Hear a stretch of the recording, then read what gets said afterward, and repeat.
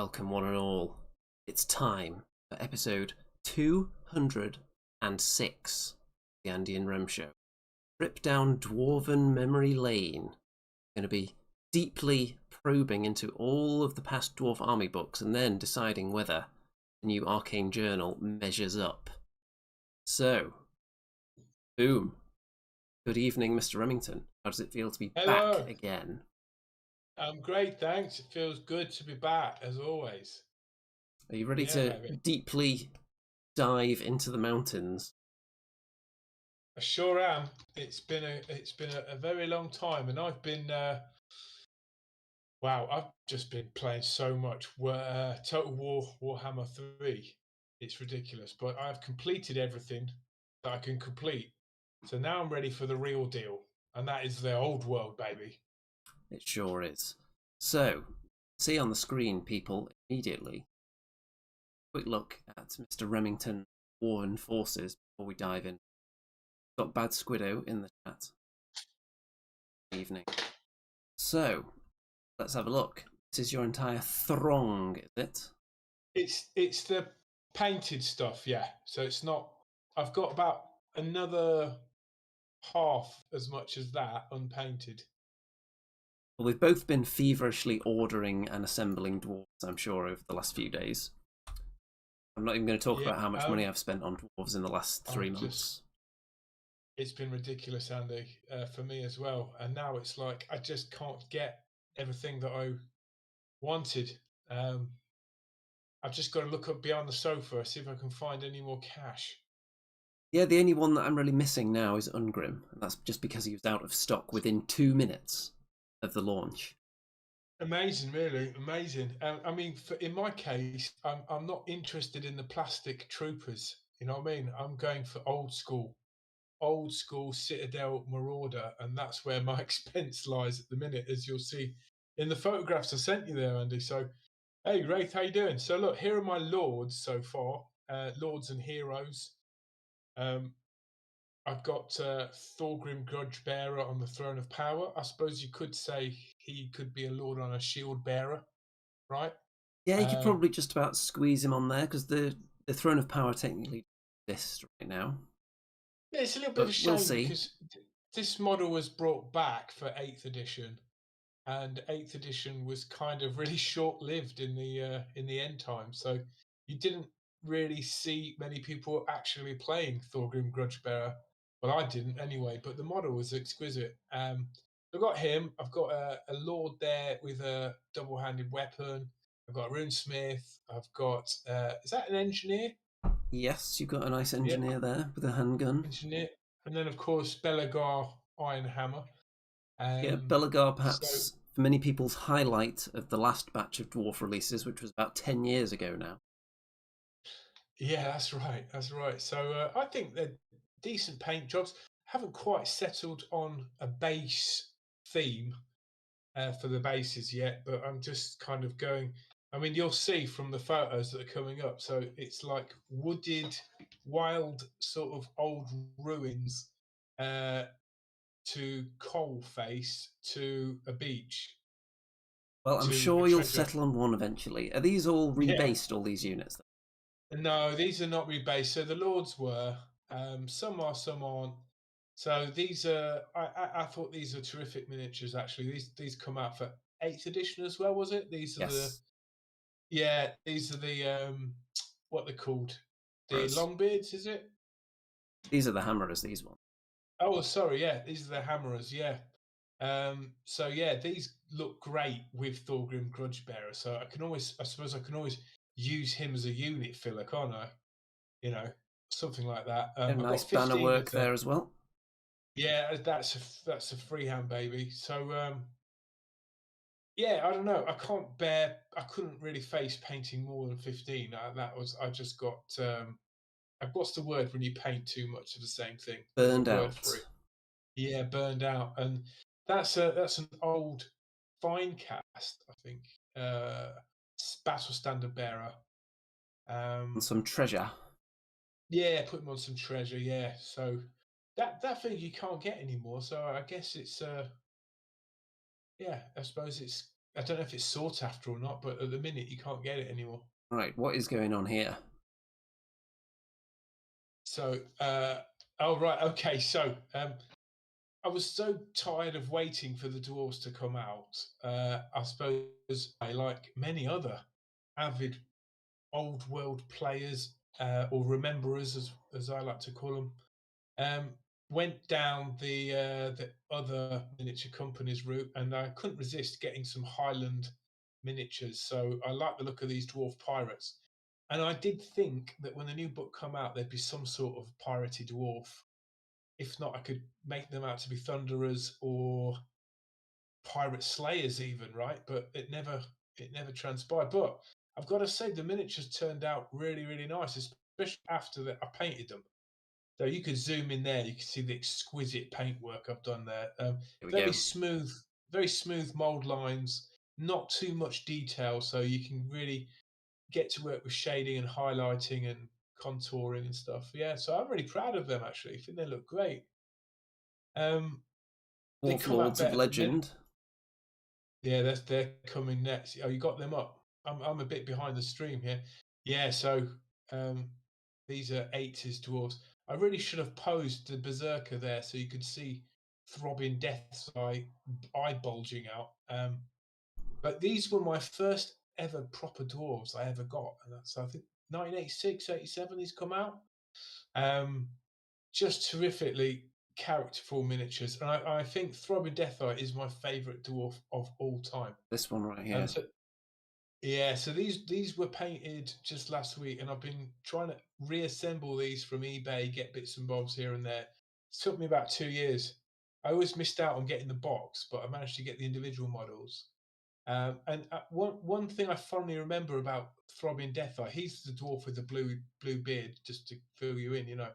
I was such a bad painter when I started. It took me actually years to realise he has arrows sticking in his beard. They're the red things you can see there. Yes, it's quite difficult to figure out what it is while you're painting, isn't it? Because I did mine a few years ago, and you can't tell, like, is it a piece of chain hanging out of his beard? There is a chain that runs all the way across. Yeah, there is. What it is his two weapons are chained together, and he's biting the chain in between. So that's what you see there. So he is maybe the original sort of Doom Seeker, if you like. He could definitely pass off as a Doom Seeker. Then, so getting some love in the chat from Ice Wolf. Thanks, buddy. Oric Loveguard, Ray13. Oric says, I love Rembrandt looking one in the back. Yeah, I think his name is it Angus? No, that's not Angus. That's the Scottish one, isn't it, on the left? He's called the Baron. That's it. The Rembrandt one at the back is called the Baron. We're onto some Iron Drakes now. Yeah, so base-wise, I didn't know what to do with these, so I just did the old burning fire thing, which look good by themselves, but they don't fit in quite with the theme. And I was experimenting with changing bases, because as you can see, these are Age of Sigmar bases. Found some sort of converter thing. So yeah, that's the compromise at the minute. But yeah, I've got a sort of a greenish metallic hue to these Drake Guard Iron Drake.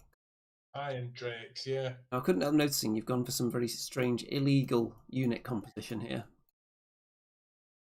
Although I don't think anyone will mind if you just run them in the legal way. I think you've got too many pistols, and you've also got a torpedo that's not on the champion. That's blatantly illegal. Although what I do like here is that you've used the beard on the champion. I think that's a nice touch. Oh yes, I took him from.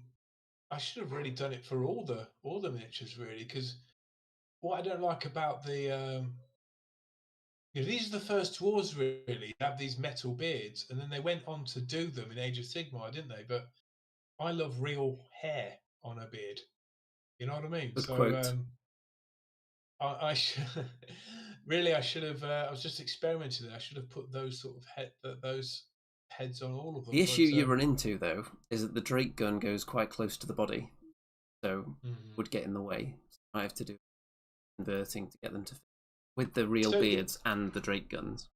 So the guy on the left, he's got the Trollhammer torpedo, right? I can see that, but the champion in the middle they're called Drake fire pistols.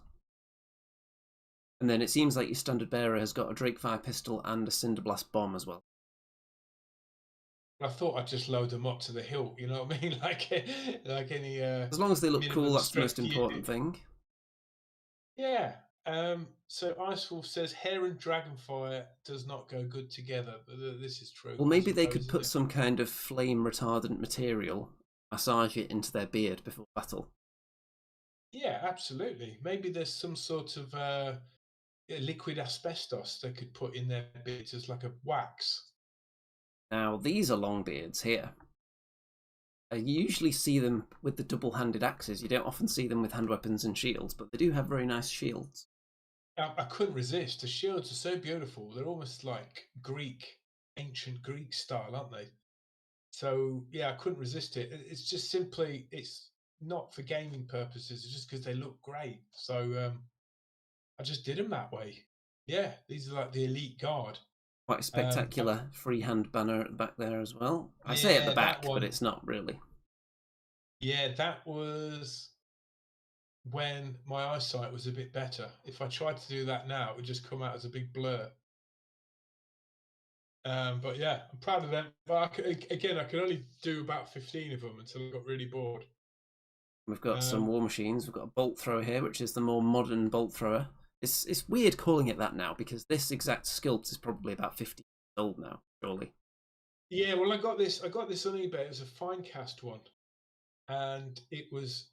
I've got to say, I always actually liked fine cast stuff until I got this model, and then I could understand why the community used to get so upset.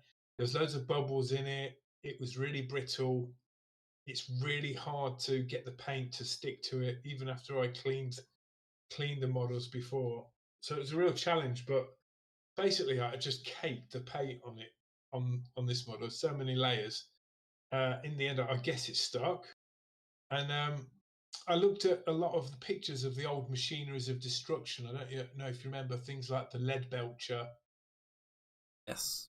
Yeah, those models from the 80s.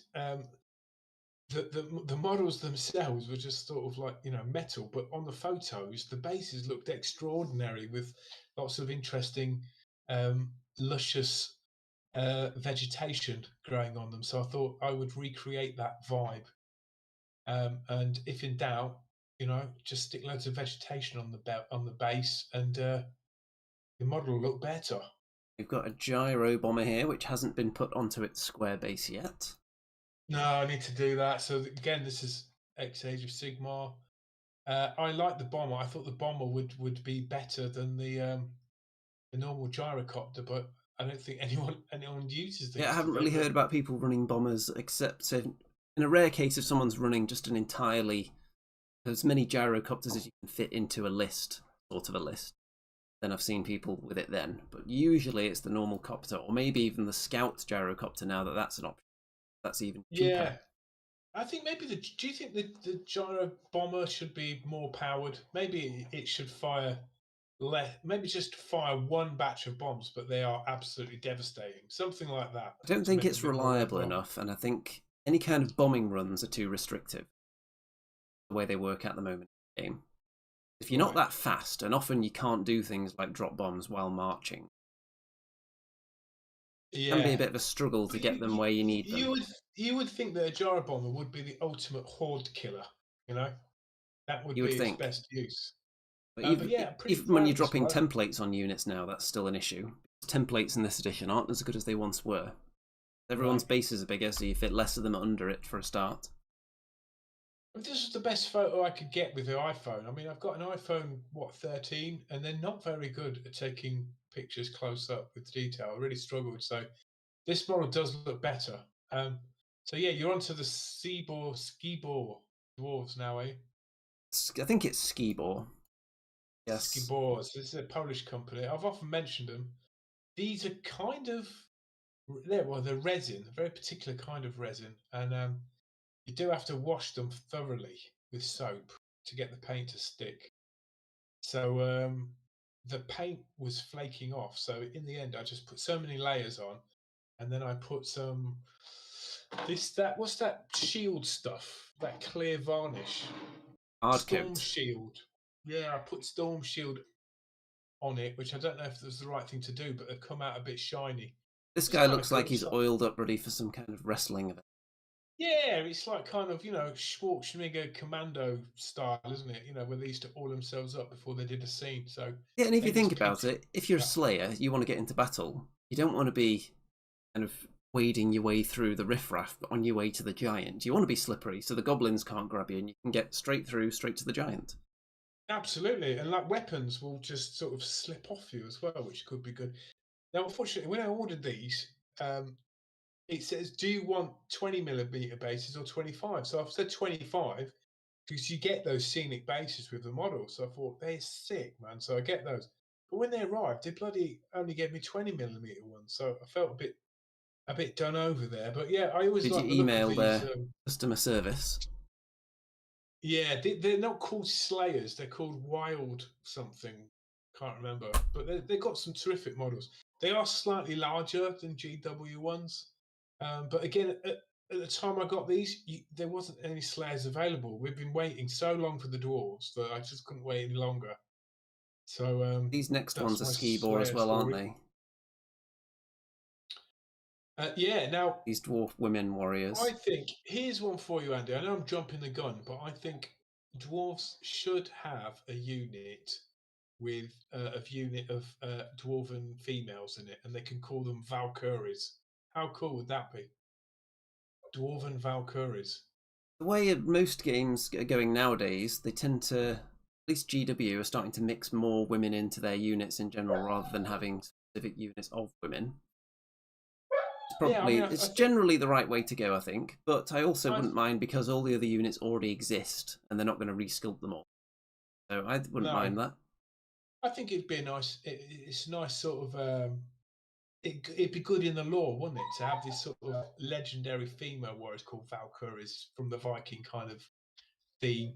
What would their special abilities be? Maybe they go into some frenzy. That could be interesting.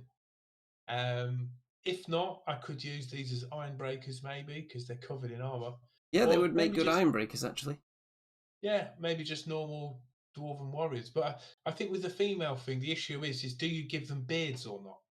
Because there are rumors that dwarf ladies have beards. So Do you know that? the only dwarf woman I can think of that was represented in a Warhammer miniature, there was the dwarf queen. Who was very Viking-like, wasn't she? I think called Yes, she didn't have a Helga. beard. So is that representative of the Warhammer lore? I don't know. They're just terrific models, so I just couldn't resist these. Be great to use them somewhere, somehow. Okay then. Now we're about to get onto the juicy stuff. So we're going to go through all the army books. If there was one that I'm missing, then let me know. But I believe I've got a complete collection of all the Dwarf Army books. So all day I've been taking photos of them. I'm going to look through and look at some of the changes over time and see if the new Arcane Journal measures up as we look through that as well and scan over some of those also. And as I was going through the books, I opened up one of them and found this inside the front cover, where I've been preserving my Dwarf Lords of Legend certificate of ownership. And this is part when they ran the Skulls promotion, which I believe was late 90s. If you collected 50 skulls from buying things, you put the little stickers on and then you send it off, get this as one of the prizes. This is what I cool claimed. idea. Well, you got the actual models. Yeah, I'm sure it was a slightly later version. They've just spun them all, did them again. But they came with a nice little stand as well. I've got a little plinth that they stand on somewhere around here. But most of them are going to work their way into my army somehow. I'm currently working on this guy here, the Slayer, with the like a little halberd. He's going to go in my Slayer unit. He's a giant, Kimril Giant Slayer is his full name. So all these models, they could, I don't know if they actually fit together as a unit, but they definitely separately they could be in other units. You see, you got a Giant Slayer there. Borax Blood Axe could be just a warrior, I suppose, double-handed weapon. Angus, hand weapon and shield kind of guy. King Gorin could be a lord. Lastro Lupinthrall. I don't know where you'd put him in the army, but he's amazing. Maybe in a pirate kind of unit. Maybe, or maybe like an artillery master. Yeah, the Baron could be in.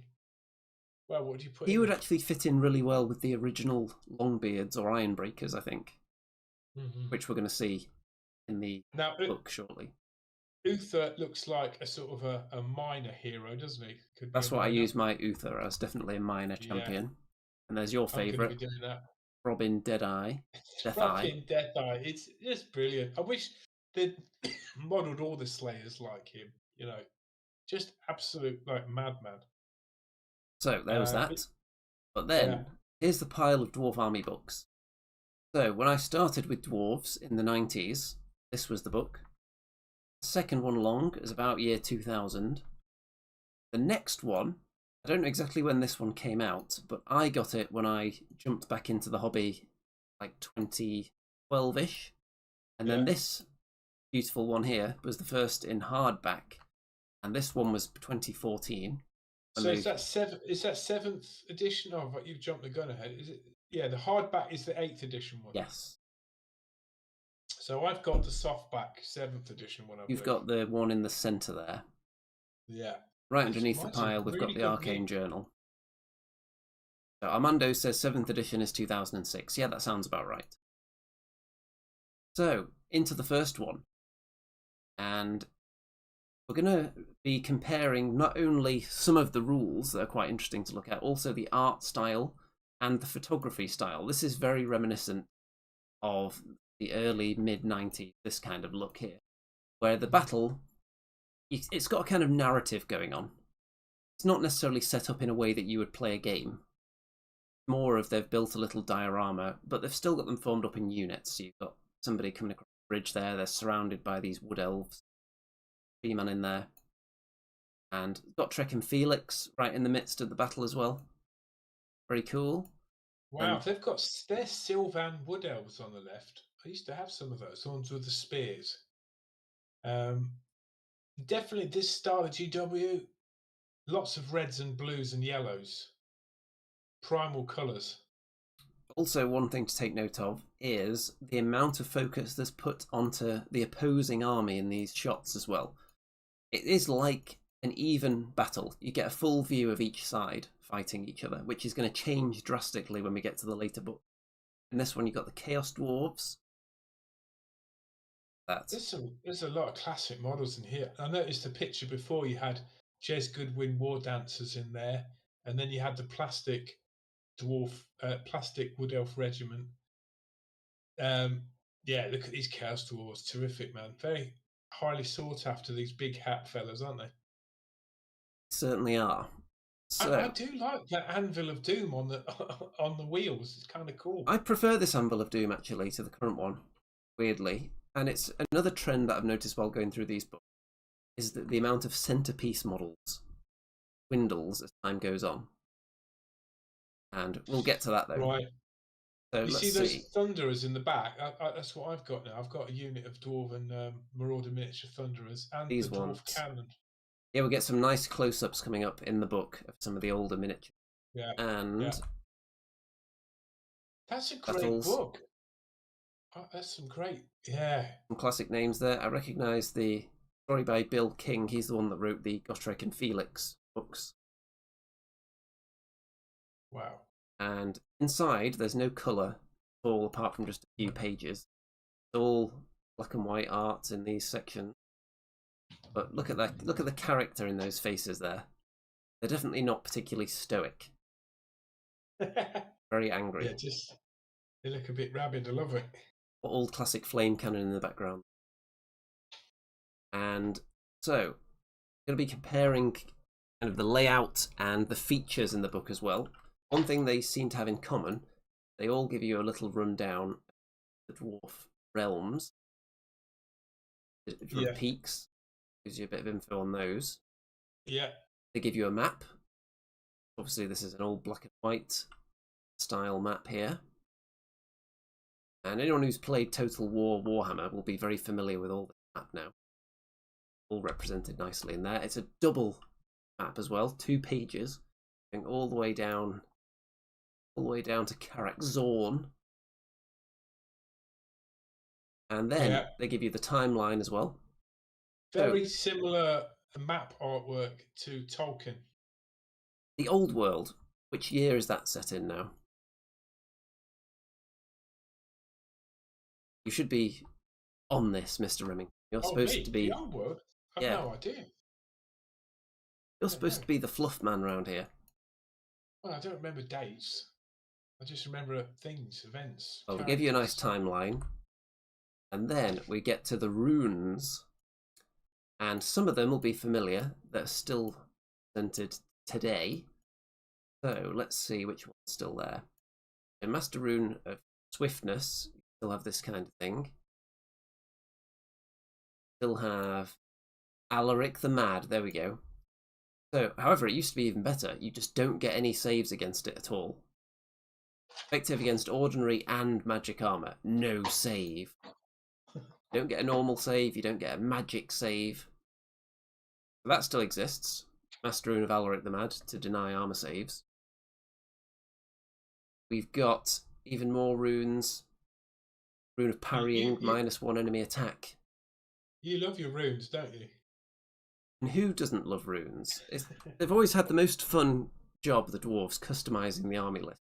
I mean, Andy, you've played enough games now. Two runes really make a difference because the amount of money you'd be spending on them, you could get another unit, couldn't you? They do make a difference. Depends though. Some of them, you are kind of just throwing them away. But there are certain combos where runes are very important. It's mostly for building out your heroes, because it totally changes the role of a hero in Old World, depending how you kit them out.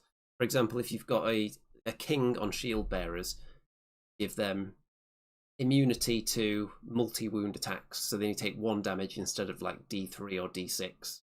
That's quite powerful. You can give them ward saves.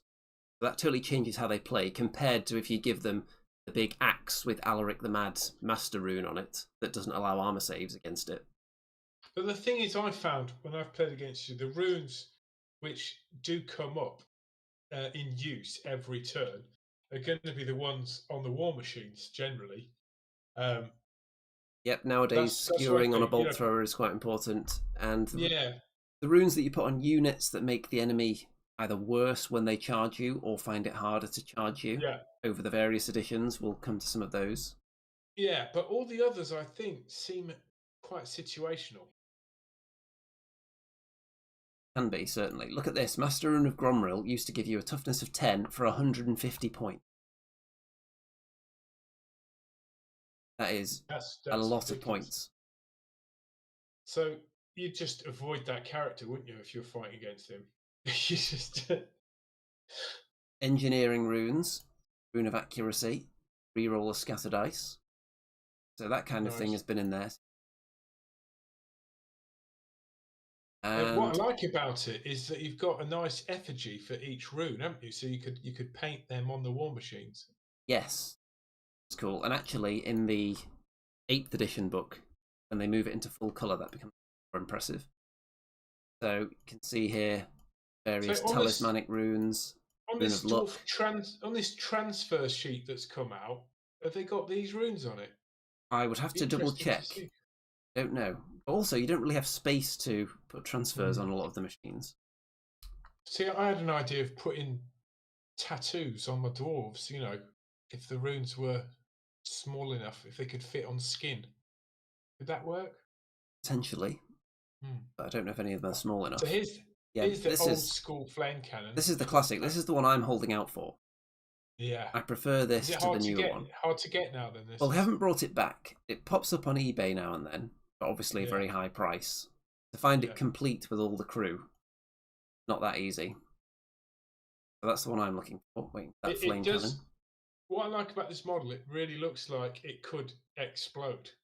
You know what I mean? So maybe it's kind of a little bit of a comedy element, and it could happen.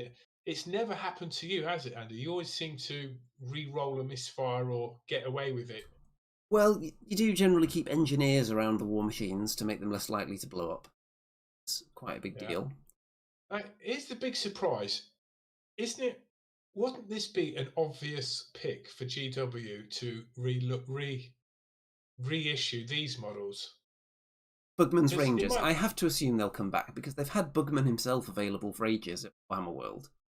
So Yeah. it'd be so weird if they didn't. But you can tell this is the older version because it doesn't have the musician, and this is the version I've got that doesn't have a musician. I do really like these miniatures. I wish I'd got these. I had the Regiments of Renown Bugmans, which apart from the command group, the figures are not great. They're just big lumps of metal, really, with tons of stuff on them. You know, double-handed weapons, hand weapon, crossbow, shield, all sorts of backpacks and stuff. It's just too detailed. But yeah, they're brilliant, them guys. Now look at this. We've got Thorgrim Wow. Grudgebearer on the original throne. Wow. And even though this is an amazing model, I also think the more recent one is also really good. But that is a really good one. It's more like a shield bearer, I suppose, isn't it? But Yes. that is, I've not seen that model before, I don't think. So I think anyone who's able to get one of these bad boys could definitely run this as a Lord on Shield Bearers. It might even fit on the current Lord on Shield Bearers base. Well, the thing is, Andy, with your many thousands of views now, since you've started redoing Old World, we're basically, making it harder for us to get these models now, aren't we? Because everyone's going to want them.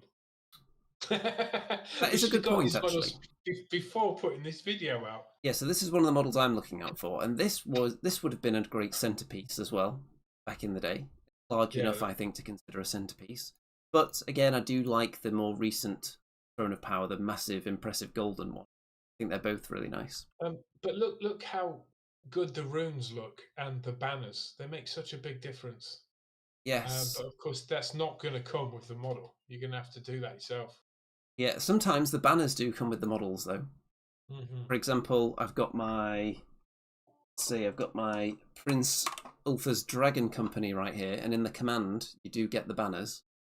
Yeah, but is it just a card? Is it like a? It's like a sticker that you stick together on each side, or a bit of paper that you cut out. Then you can stick it.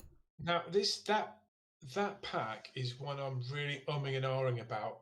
I always wanted that Regiment of Renown. I never had it. Now they've got it on made to order. I've only got like 1 or 2 days left. What do you think, Andy? Are you glad you got them? Yes. I think they're really cool models. They're not as tiny as the pictures made them look either. Because everything's on the massive 25mm bases now, some of those old models that were a teensy bit smaller in scale look even tinier in the photos, but they're actually fine. So I'm glad I picked them up. You also get enough shields for the entire unit, including the command, who have the shields on their back, which is nice. Hello, Stu Gibson. Hello, Raphael. Stu says, is Thorgrim king yet in the old world? I don't believe he is. What do you think, Andy? I don't think so. I don't believe he is. Right. Got the old anvil here, and this I much prefer the modern anvil. On wheels, wheeling into battle alongside the troops. I think that's a much cooler representation of the anvil, in my opinion. So I saw an interview. There's some great old world channels on YouTube, and there's one that sort of interviews all the old GW staff, and there's one that interviews the two people behind Marauder Miniatures, and another guy, I can't remember his name, but he started at the very bottom of GW, and as a painter, he had to, I think he was tasked with painting 5 miniatures a day for what would become Heavy Metal Team. So before that was happening. Do you think you could manage that at this standard? At the standard you can see in this book, I don't think I would be able to do 5 a day. I think that would be too much for me.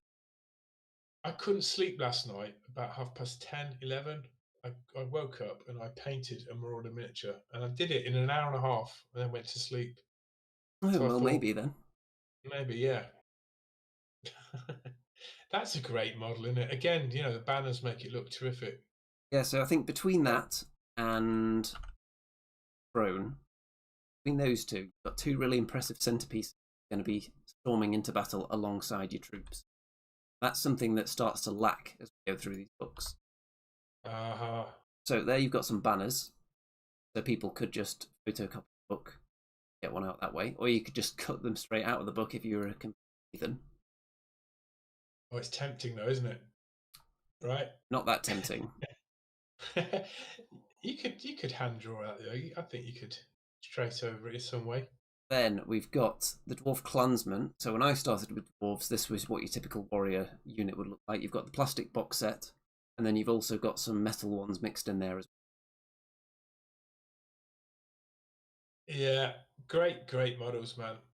Kind of boring models, but these paint jobs make them look amazing, I think. For anyone that played Warhammer Dark Omen as well, the dwarf unit led by Asgur's Bloodfist was very reminiscent. Yeah, that's terrific.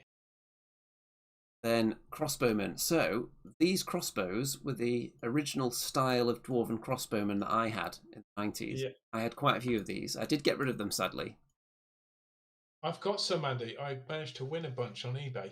It wasn't cheap, let me tell you that, but I've got 8 of them. These Marauder ones. If you look at the standard bearer, that is the standard bearer that they've given you with the Dwarven Spearman. Yes, he is now in the Imperial Dwarves, this guy. So it's actually the wrong standard bearer, because the right one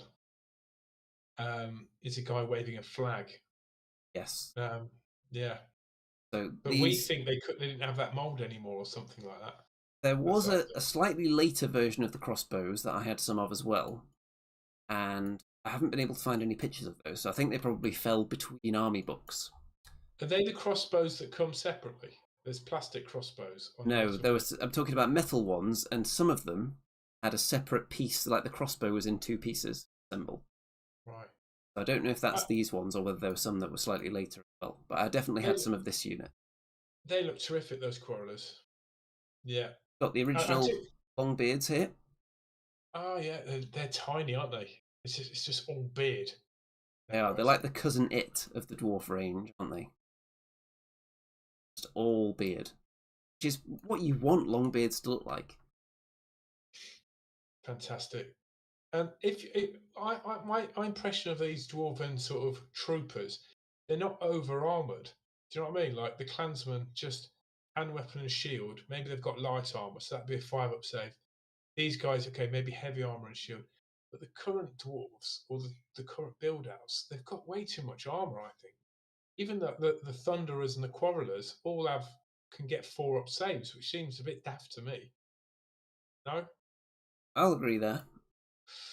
Now, if we look at this battle scene here, you can see the old classic organ gun that I picked up a few months ago. Oh. And you'll notice that the enemy actually has almost more than half of the photo, don't they? Yeah, they've got some wraiths there, I think. They've got mummies. Yes, it looks like a real little diorama there. And when we get to the more modern books, you'll see that this doesn't happen. Is this before Toonkins then? So it was just undead? Yes, this would be purely in the undead phase. You've got your mummies, you've got your Screaming Skull Catapult, also very interesting in Dark Omen, the way it would actually scream when it was flying through the air. Hello, you've got your skeletons. Niz says that's Krell. Was that Krell right there in the middle? Yeah. Is Heinrich Kemmler there as well? He's the guy that first summoned Krell, I think, or at least did in the end times anyway. Got another battle against the High Elves. You can't get the organ gun at the minute, can you? One. Any of them? You can. I think it's up in the next batch of pre-orders, so it'll be this weekend, I think. Oh, okay. So it'll be the organ gun cannon dual plastic kit. And the miners. You know what? High Elves never tempted me. I think some of these really old ones, they're maybe too white. Because it's very flat, isn't it? Mm. Then we've got... So these Thunderers, I definitely had some like this. I don't anymore, but I definitely had some of these in the night. These are the best Thunderers ever, and I've managed to get a little regiment of 12 of them. You'll see they've got the same standard bearer as well. Yes. And I used to have those standards. There was a little box, and you could buy dwarf standards, and they're all like pieces of card that you cut out. And like an idiot, I used them and then sold my metal dwarf army about 5 years ago. And then 2 weeks later, I saw the same army on eBay for less than what the guy had bought them from me. Crazy. Yeah. Crazy. So now I'm just all over again. But yeah, these are terrific models, aren't they? Look at them.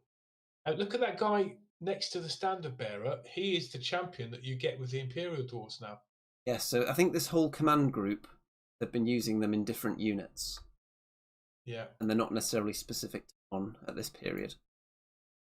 So next up, Slayers.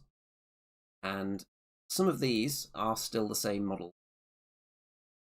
I'm looking over at my Slayers now to see if I can find one that's exactly the same, or whether any of these are actually... Look. I used to have a unit of 30 Metal Marauder Slayers. There you go. I'm pretty sure he's in there, isn't he? Must be. You have to move it to the right a bit. Yeah, I think I can see him. Yeah.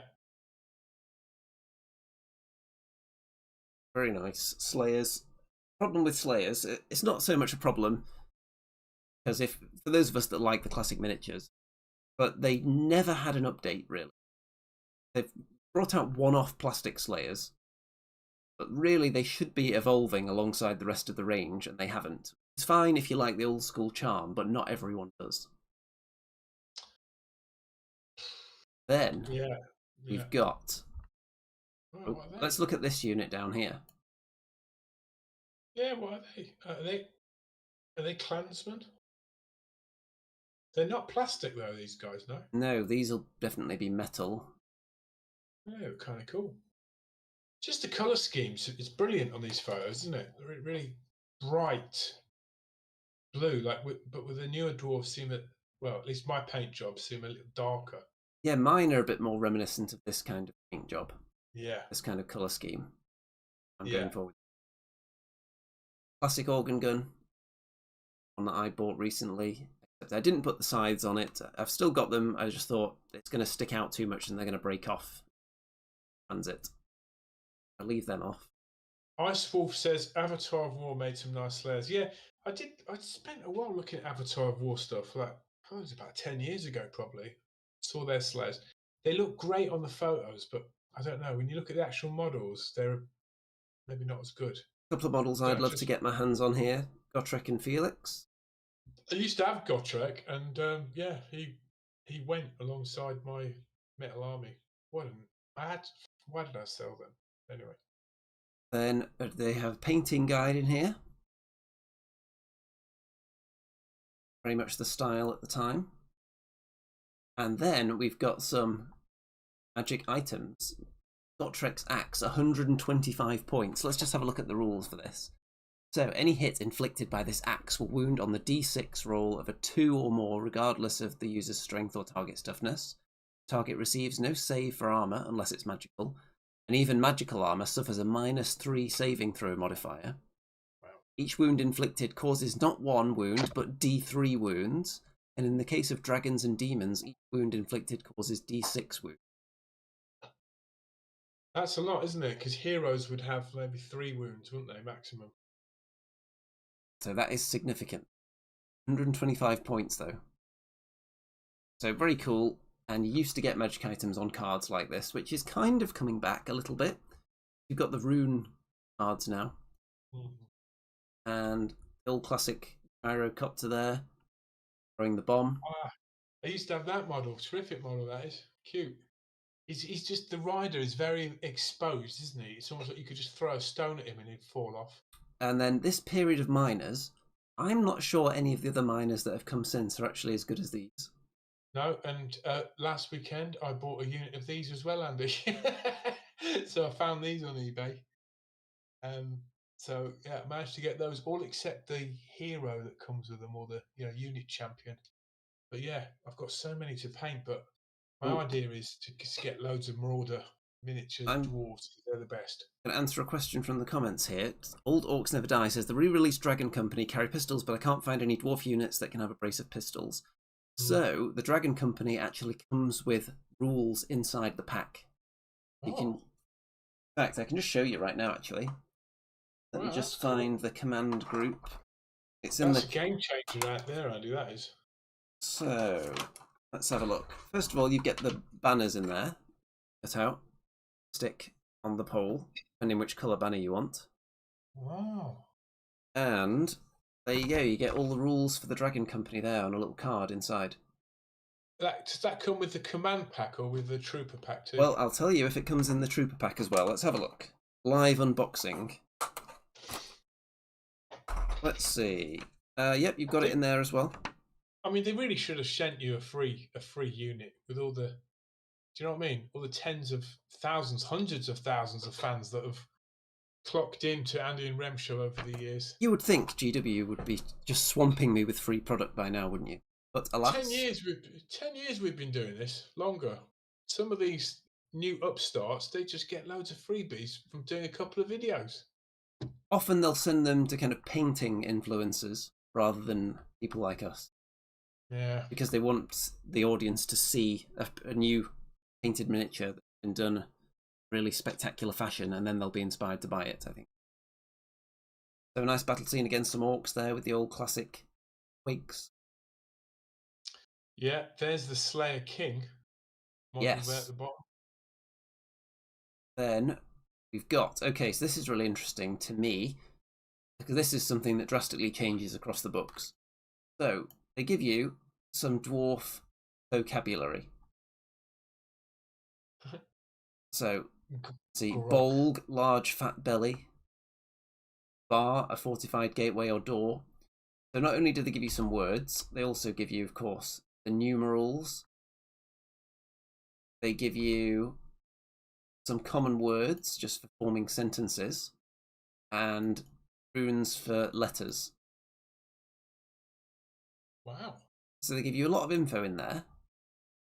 And this is one I wanted to stop on, the organ gun, because we're going to look at the organ gun in every single book, because it changes drastically. So first of all, so multiple shots. It can fire several shots in one turn, up to a maximum of 1 for each barrel. So, and it looks like Mr. Remington's camera just fell down. I've temporarily muted Mr. Rem while he's scurrying about, making lots of terrible noise.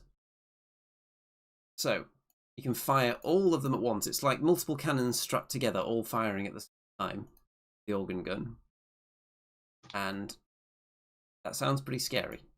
But it does change in the next book. Got the gyrocopter, which you'll notice there is a reference to the gyrocopter not being able to fly high, as Mr. Remington causes an audio disturbance again with his tinkering. There we go, and he's back. So, gyrocopter lacks the power and stability to fly high. So that does mean that you can't fly it high and then accidentally leave it off the table, which used to happen with dragons in Warhammer in the 90s time. You'd be packing up the game at the end and think, wait a minute, I never brought my giant dragon back down again after I flew off. You just put it on the bookshelf next to the table and then forget about it. Cannons, you can see, works very similar, except you had to guess the range back then.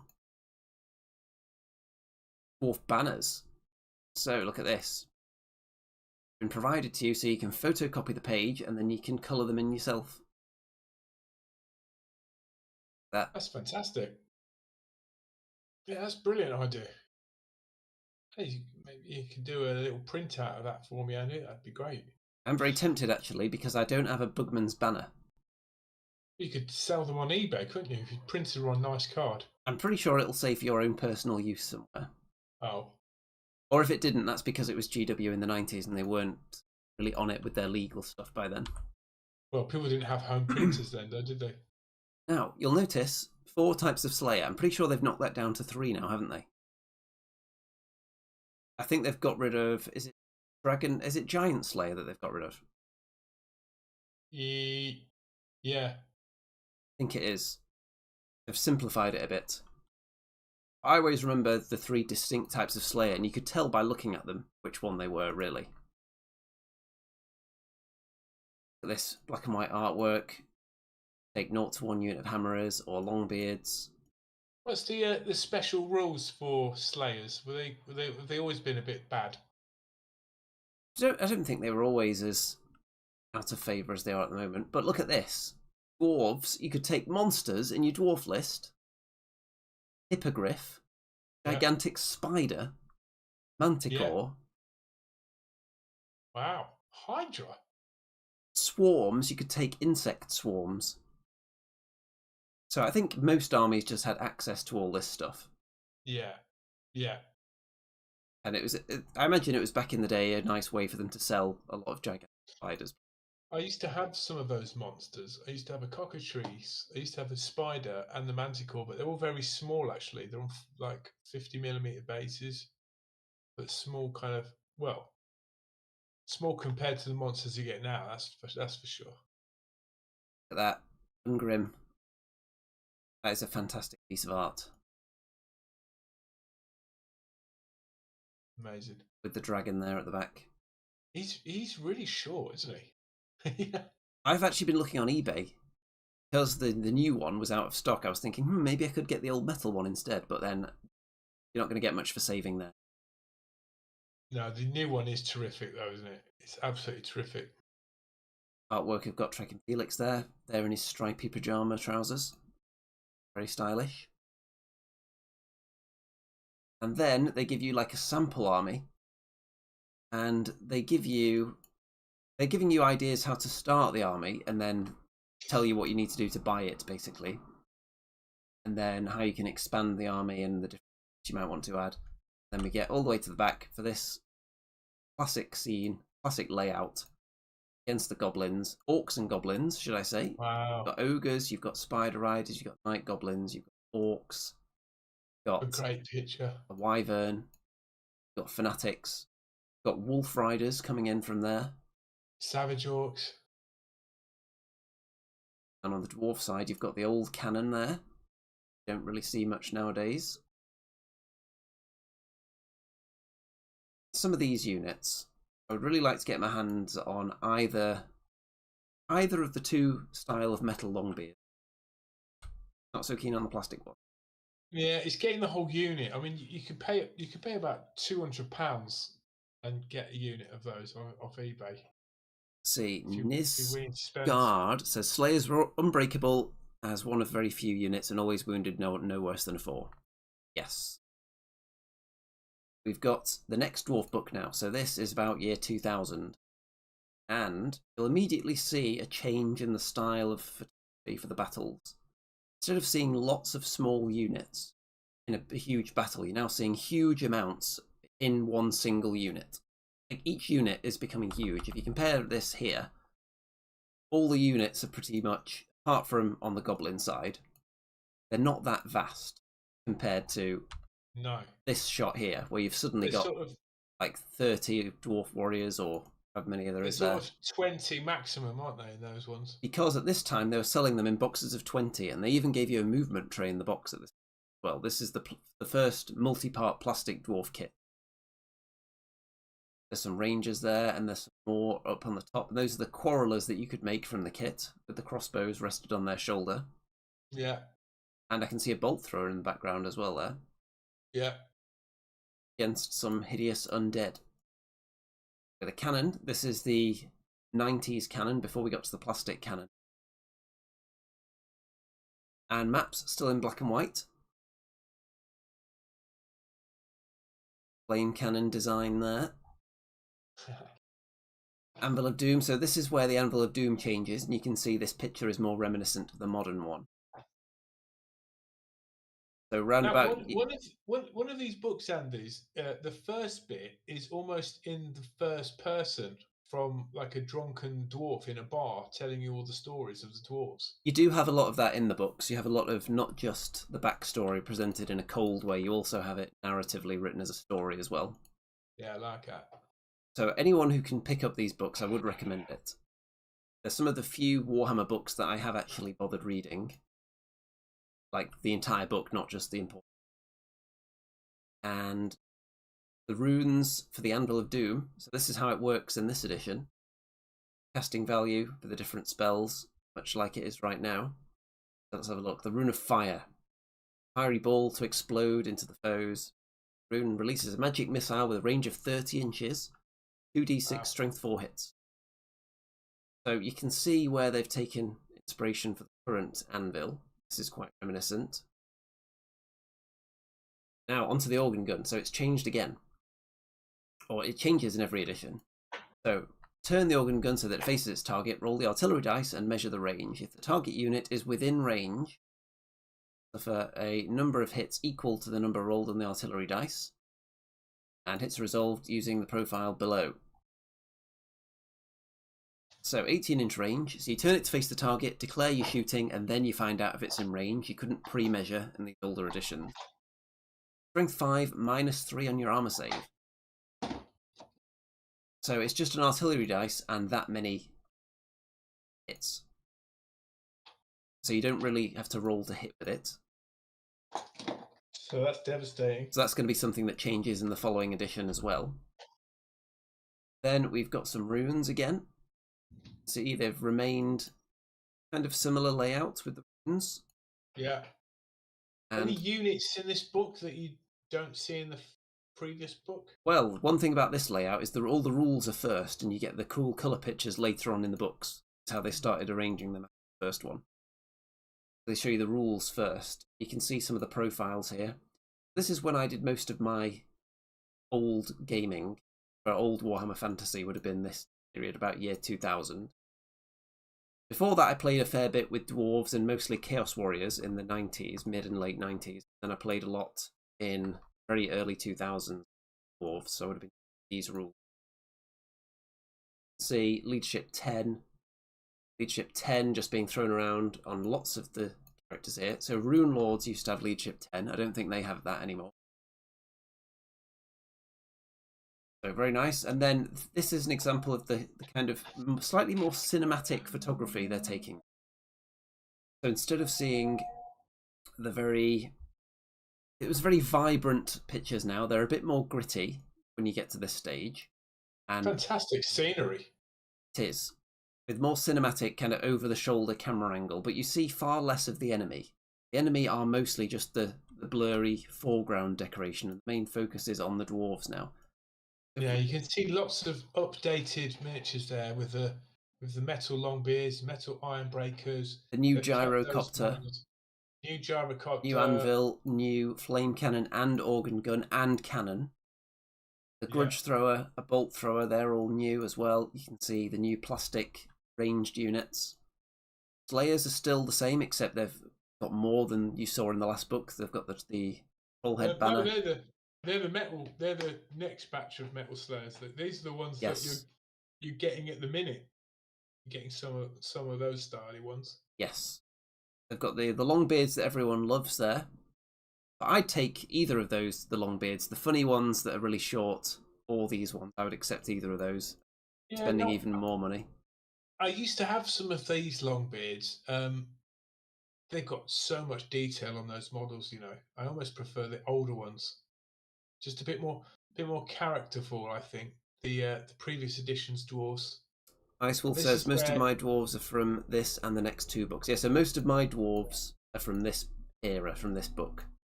Yeah.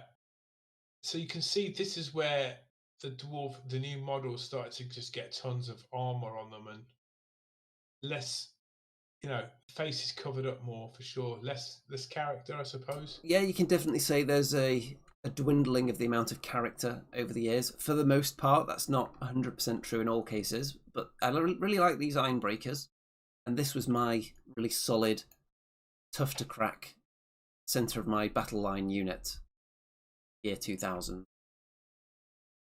Yeah. Okay. They do look like a tough nut to crack then. There we've got some paint schemes.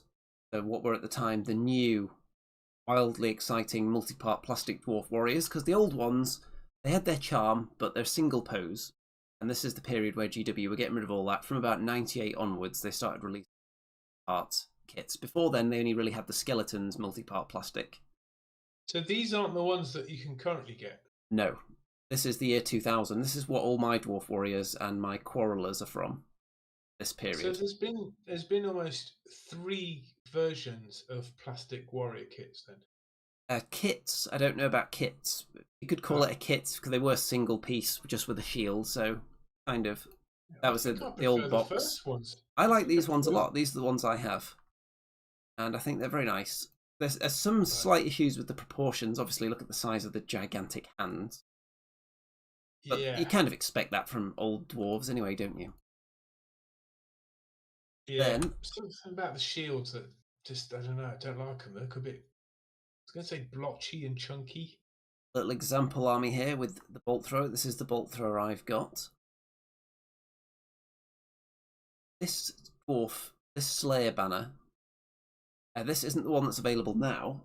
The one they give you in the new, almost called them new Slayers, in the old Slayers that they've relaunched, you get one banner like that with an actual troll head on it, loads of danglage. You get the other one that's the more modern, kind of like a, they formed a troll head out of metal plates.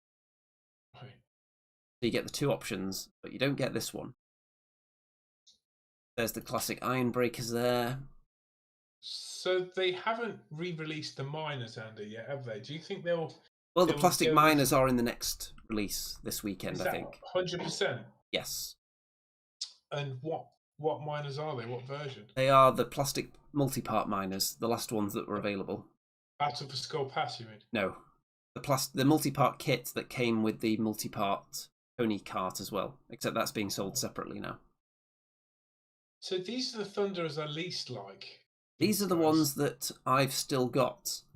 They're mixed in with my Battle for Skull Pass Thunderers. I've got about 7 or 8 of these ones. I like the ones that are aiming down the rifle with the dragon head on the end. I've also got one of these bald guys at the back there, but I've not painted it. I like the bald guy because, again, because of character, you can see his face. The others, you can't see their faces, so... Yep, so they got rid of all the old Thunderers around this time, and this was the new metal Thunderer. Then we've got these Longbeards, which to this day people are still clamouring for, and if GW brought them back, especially if it was made to order and people thought they might not come back, there would be stampedes on the GW website. Highly sought after. Like very much Viking vibes with them. Very nice indeed. And then we've got various nice colour photos. What I like about those Longbeards, they really look like we're staying here and nothing's moving us. Yes. You know what I mean? You don't want your Longbeards to look dynamic. That's not their job. No, I mean, even the hero there is just like having a drink out of a tankard. It's like if the enemy are rocking up outside your underground home, and then the Longbeard's just like, well, I suppose it's time, lads. Out the pub. Out they go. Stand outside, just... axe in the ground. We're not moving. They've seen it all before. They're not in a rush. They're just going to stay where they are. And if you get too close to them, you will be in trouble. Armando Patino, hello. He says, I've got 45 of these guys, and he's going to be buried with them. Well, not if we find out where you live first. So this is the cannon of this period. So that's the cannon I've got. I've got that gyrocopter as well. Yeah, I think these are my least favourite gyrocopter and cannon. Well, this gyrocopter is a nightmare. Because when it was in metal, this bit always falls off. One of the 3 rotors falls off. And then they re-released it in fine cast later. And because they're so long and thin, they would just droop because it's fine cast. So this model never really had a chance, I think. Got you. This I'm is not too keen on those shields for those Longbeards. They look a bit weird, don't they? They don't look as... Yeah. I think they need a design in the middle of them. Yeah. This is where we got the new flame cannon, which is the current one that they've brought back, which I don't like as much. I prefer the old one, the big fat barrel. Yeah. This one does look like more real, doesn't it? Yes. You know, it looks like it could actually... It's got almost like Victorian engineering to it, you know, like the Gilded Age kind of steam and pistons and everything looks way more functional during this period. It's slightly less cartoonish. Yeah. And there's the new anvil, which is the one they've brought back. It's the one that I've got. Still a great model, that. It certainly is, but having just looked at the old one on wheels, I do kind of miss that one. And I wouldn't mind getting that as well, actually. Yeah, Although, you're going for a double anvil. Well, I am actually going to do that anyway, except with Bad Squiddo miniature. Because, let's see, got it here somewhere. In one of the Bad Squiddo Scenic sets, there is actually an anvil.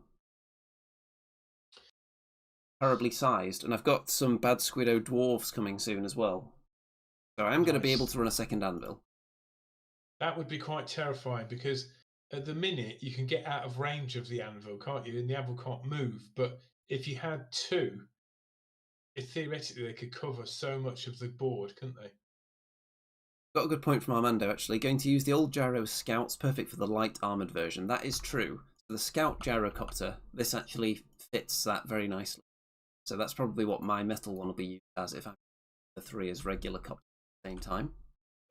Love God says, if Gottrick Gurnason is in AOS, doesn't he also have to be in the old world? Absolutely, he should be in the old world. Although apparently, we've got a follow-up comment that Gottrick is not born until after the old world timeline. That sucks. They can always advance the old world timeline, can't they, as it goes on? That's interesting. Gottrick's not born yet. Wow. Now, this is something you don't see. Books, making terrain. Obviously, they want you to buy the terrain from them now, but back in the day, they didn't really produce a lot of terrain themselves. At various points, you did see hills, and you saw walls and hedges and trees that you could buy from GW. But especially through the 90s, that wasn't particularly common. So people would often be making their own terrain. And look at this classic image there. Now, this is where we start to see changes in the information they give you regarding the Dwarven language. So you've got the individual letters, you've got the numbers, and then you've got even more phrases in this one, I think. So this is interesting because after this, they do not give you this much information ever again on the Dwarven language. So enjoy it while it lasts. Then we've got actually a Dwarf Tactics article at the back of the book as well. Your basic fighting strategies for dwarves. Wow, it looks like a whole army wheel there. They're all moving at the same time. And I actually I'm not sure whether I hate or whether I like this. They've taken one of the banner tops and put it on top of the organ gun. Yeah, I like it. And they've also put different wheels on this one as well. You can see that this is like Colin Dixon in particular did this to his organ gun and changed the wheels and put this on it. Yeah. Okay. There's King Alrek on the shield bearer. Yes, that has been replaced. That model, but I never liked his pose. It's a little bit weird, isn't it? Hmm. Are you ready? So this is the book that you've got as well. Yes. This one, we had someone in the chat telling us it was 2006 this one came out, which was during the brief period that I wasn't really hobbying very much. You've got that one right there. And first of all, what do you see? No real enemy in the photos. There's just a hint of the enemy. Before, they used to get 50% of the photo, then they were the foreground, and now you get even less than that in some of them. You'll see coming up. So same here, you don't really see as much the enemy there. Iron Breakers are still the same at this point. Yeah. Slayer there. I believe you get hammerers, don't you, and new plastic dwarves for this. You don't get the new hammerers yet. Really? Because there's a picture of them in here on page 70. Not the plastic hammerers, there won't be. No, not plastic, they're metal ones. You got the new Dwarf Warriors you'll get in this one. Right. So we've got some nice black and white artwork of battle scenes here. Very nice. And what this kind of photography, not really photography of the mind with a pencil.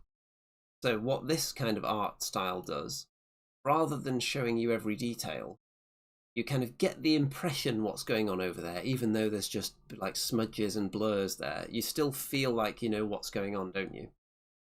You can see a few shadows, and the fact that the dwarves, the way they're posed, and you can see little spears poking up, you get the impression that there's a vast opposing army around here. Yeah. Man, very nice. On the final page, there's a huge dwarf throng. I mean, hundreds of models, all in a marching column. Yes, we'll get to that. Absolutely mental. This guy's in a bit of a weird pose. He's obviously sitting down. That's Thorgrim, Grudgebearer. Yes. Is this the era of Hero Hammer? 2006. I think it was definitely going towards Hero Hammer. I think it was 6th and 7th were considered quite Hero Hammery, weren't they? Because the reason I say that is there's a whole page of dwarf lords and models of dwarf lords where I think in the past you might only get 1 or 2. In this one, there's like 12 kind of lord characters you can have available to buy. More black and white maps. Got this pretty much the same information on the various dwarven strongholds and realms. This is kind of repeated throughout all the books. It's only a couple of pages. Vast artwork there of the Underway and Anvil of Doom. So let's see how that has changed this time.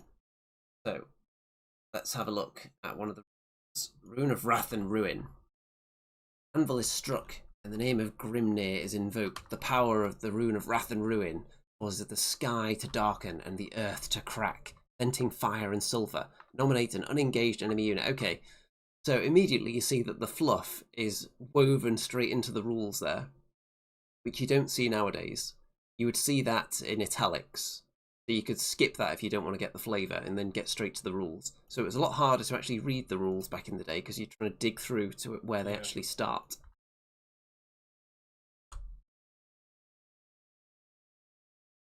Organ gun. Okay, again it's changed. So 24-inch range, strength 5, -3 to the armor save. Let's see how many shots it does this time. The shooting phase, nominate a target, turn so that it faces, roll the artillery dice, and then roll the range of it. It's within range, also if number of hits equal to that. Okay, so actually it's the same in this one. So they haven't drastically changed the organ gun between those 2 editions. But in the next one it does definitely change drastically. Weapon runes, so let's see if the old rune of Alaric the Mad is still in there. Very surprised if it wasn't. There we go. When wounded by this weapon, the target is not allowed an armor save. So yep, consistency throughout the runes there we're seeing. They still have the symbol, but still in black and white as well. Engineering runes, so you've still got the rune of forging, which has been present throughout, allowing you to reroll artillery dice.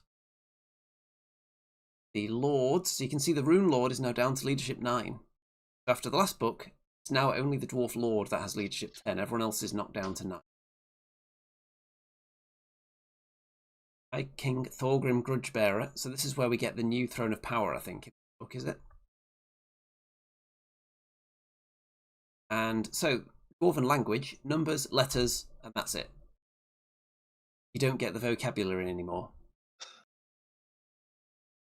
Which I always thought was really odd, because that was one of the things I really enjoyed about my dwarves. I've actually got somewhere around here, so I was going through all my dwarf documents. I've got some army lists, actually, from about year 2000. You can see here that it's got the names of some of the heroes on there as well that I chose, based on the dwarf vocabulary.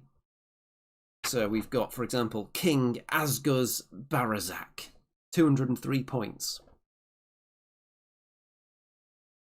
The good old roster sheets that you could fill in. And you can see I've scribbled out where it says magic spells and replaced it with war machines. Obviously, no magic spells here. So yeah, it's a sad time, this book.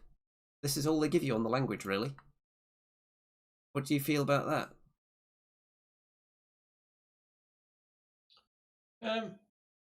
Yeah, it's getting less and less, isn't it? Less flavour. Yeah. Why would they not give you that? It's only a 2-page spread they could do.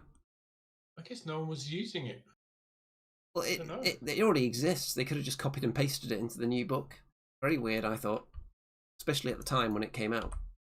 But it didn't bother me that much because I could just look at my previous book, but people who were just starting at this time. So this one, I only would have discovered that this was a change in about 2012 when I jumped back into Warhammer Fantasy. So I would have been getting this book quite late. So I bought a second-hand one on eBay. And then to discover that the language has been shoved out of the book. Watch it, someone will be in the chat now and say, actually, it's on page such and such, and I've just totally missed it.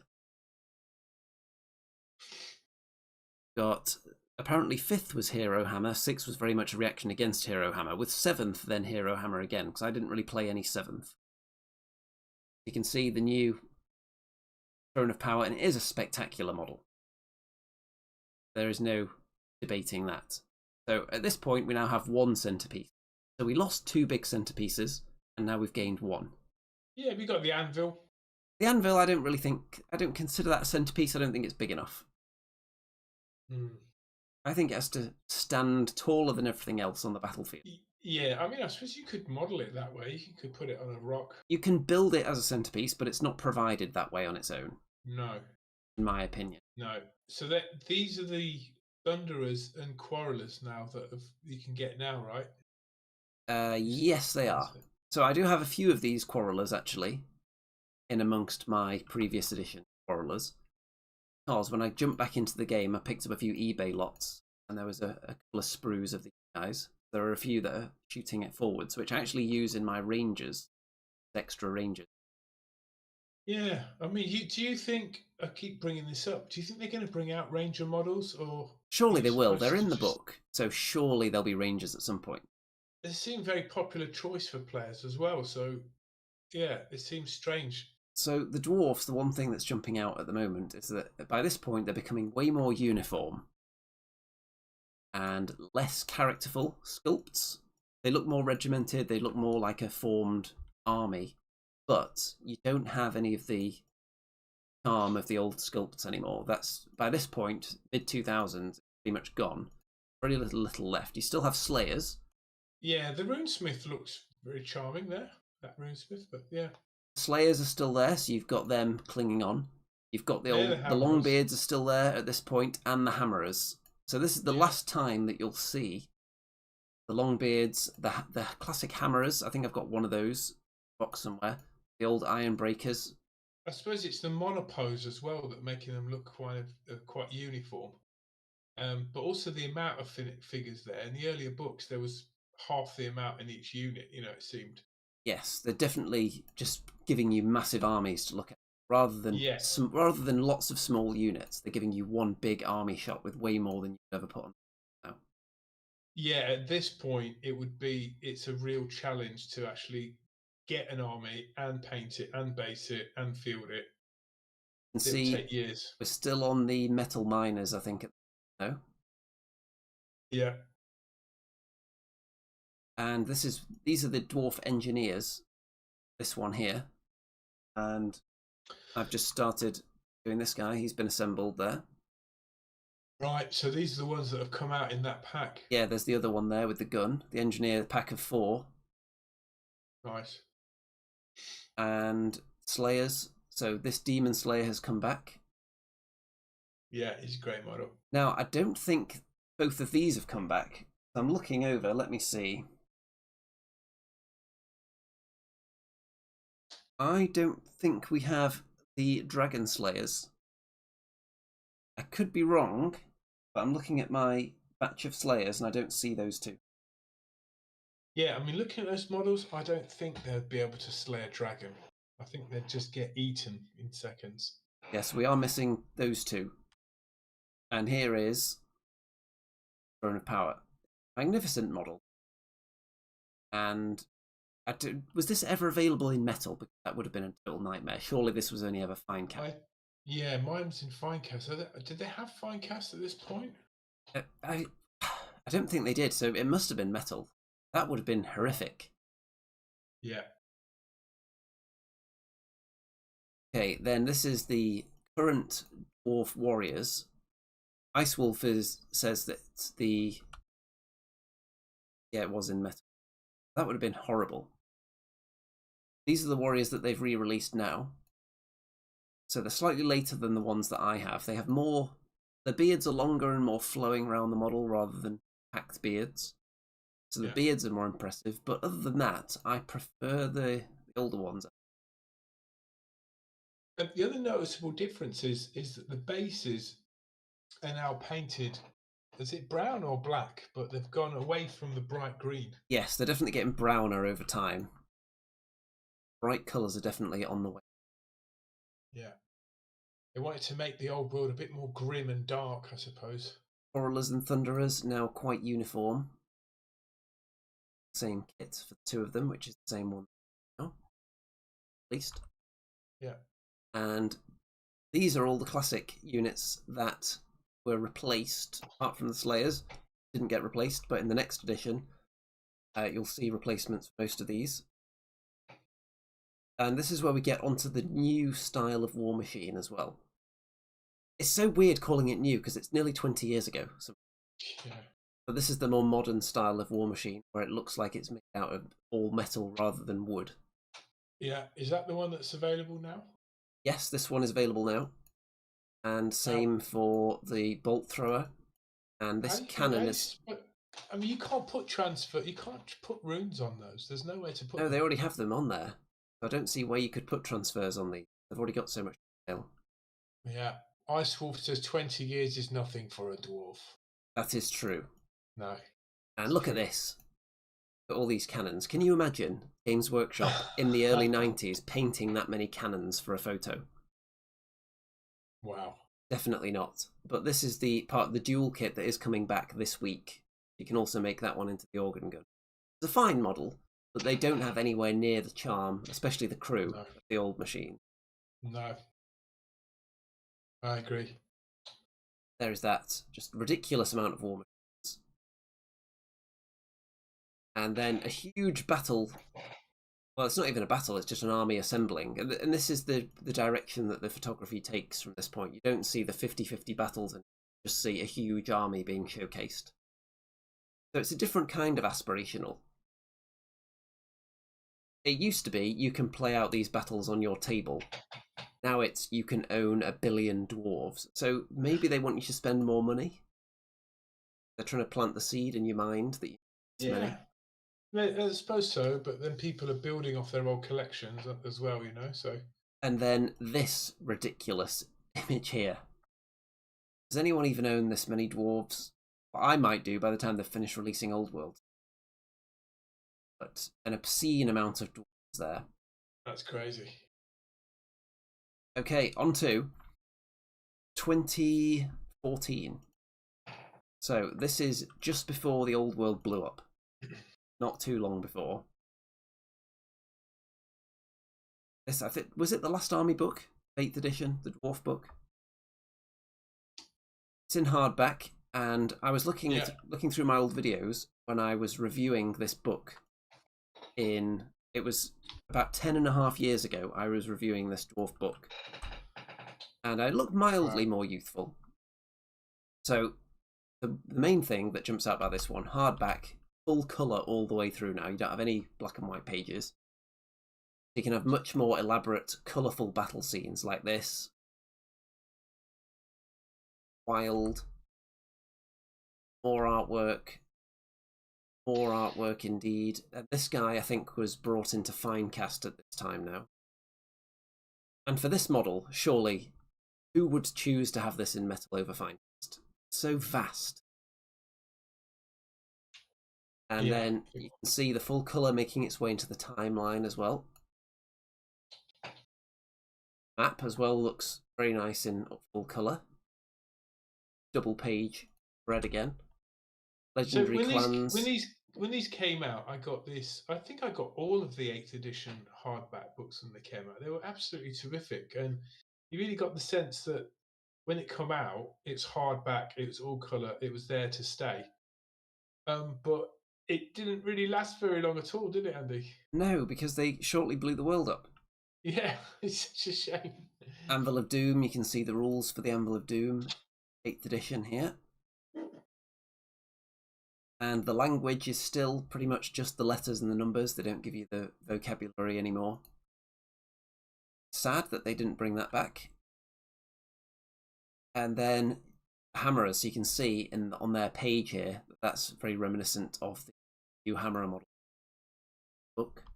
Yeah, you said new hammerers, new long beards, didn't you? First time we've seen the Iron Drakes as well.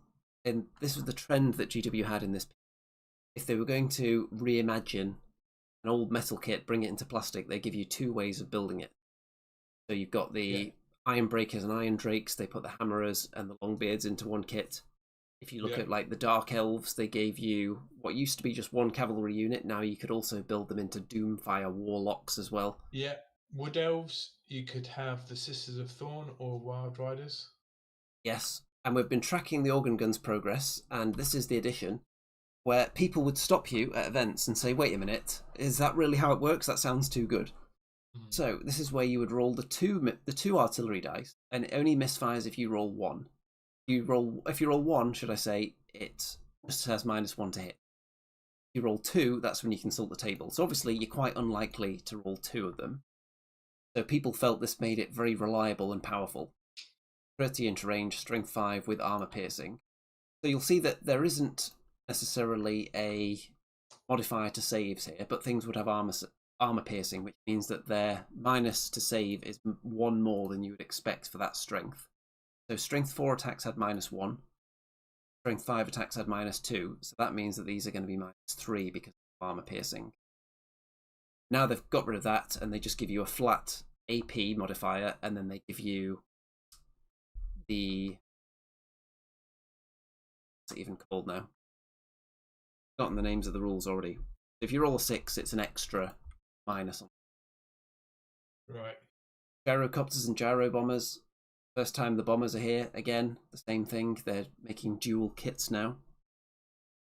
Yes, Armor Bane. Throne of Power. Ungrim. Now this picture of Ungrim here looks a bit more reminiscent of the model that we have now that's just come out. It does, but there wasn't a model for him. No, which was very interesting. So they've definitely taken some inspiration from this, haven't they? Yeah. Anvil of Doom, Thoric Ironbrow, who doesn't have a name anymore, he's just standard Rooney. Belagar Ironhammer. So Belagar, King Belagar was mentioned in the previous books, but he didn't really have a dedicated model until now, and it's a very nice one. And so all these characters appeared in the end times in a big way, didn't they? And they all, spoiler alert, they all sort of have very dramatic deaths. So Belagar's legacy was really kept intact by Total War, because this model, I feel it was really cheapened because so many years after the world blew up, he was just available as a Warden King, Age of Sigmar. Yeah.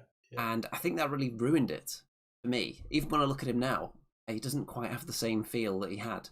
No. So from playing Total War though, and using Belagar in there, that can get you right back in the, I think.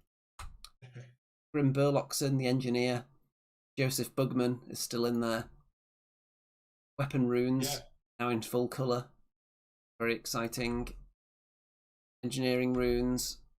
And again, lovely cinematic shots of armies, but you're not really seeing battles featuring the enemy.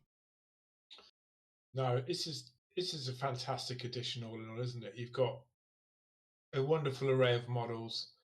It was now getting very difficult to get the old metal models. You can see the Slayers hiding in the background there, but they're really showcasing up front the new stuff.